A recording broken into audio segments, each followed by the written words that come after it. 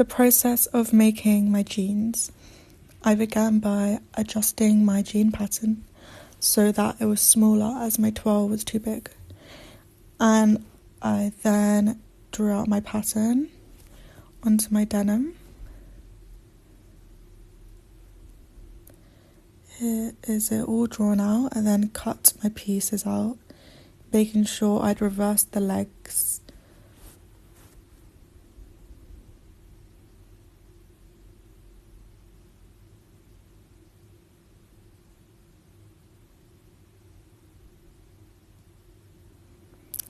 I then started sewing the front pockets. So I began by sewing on my lining, which was just this black fabric I had lying around.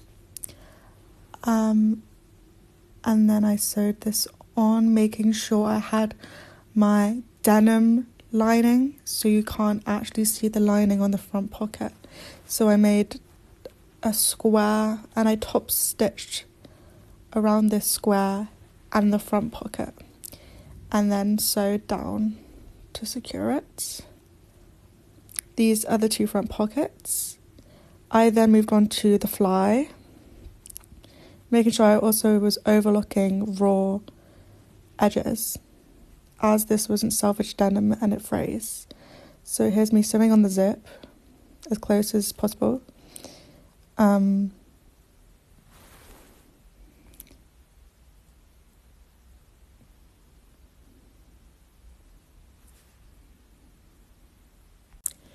Here I'm sewing the crotch underneath the zip. I'm top stitching this area.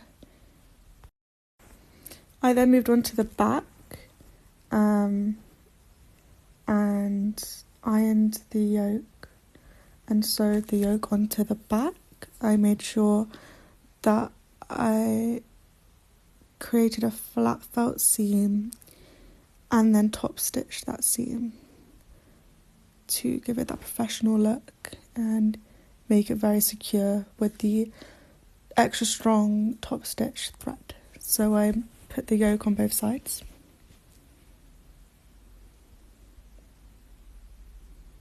Here I'm just top stitching the yoke. I had to sew this slowly as I wanted the stitches to be as straight and even as possible, so that they would line up on both sides. I then moved on to my logo.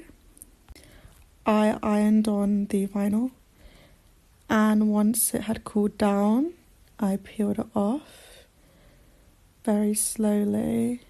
I did this onto a piece of denim and then cut around the piece of denim and sewed it onto the pocket here, as I messed up the first time, so I had to stitch this over it.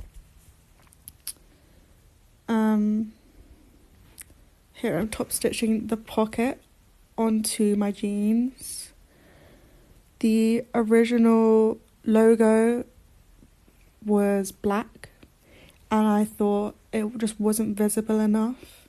I didn't like it, so I used the pink logo instead, which I think looks much better, especially against the dark denim, because the black logo didn't show up very well against the dark indigo denim. I actually made up a stitch design while I was sewing this. I just got a bit experimental, so you'll see what I did. I made sure to match the stitches on both pockets as well as I could, even though I was improvising these stitches just to make it look more unique.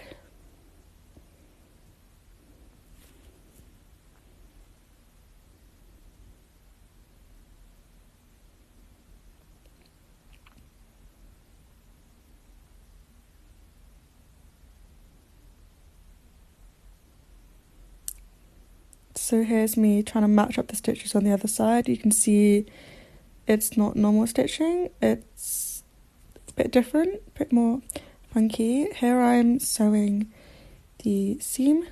I did a flat felt seam there, and here I'm adding the rhinestones onto my logo. I had to hammer down certain seams because they were too thick to sew, so I had to hammer them down to flatten them. Here's me ironing the seam before I made it into a flat felt seam for the inside leg. I then sewed the outside leg and sewed on the waistband. And then I sewed on these belt loops. I did 5 of them. I had to hand sew them on as my machine couldn't handle the thickness, and this is the final product.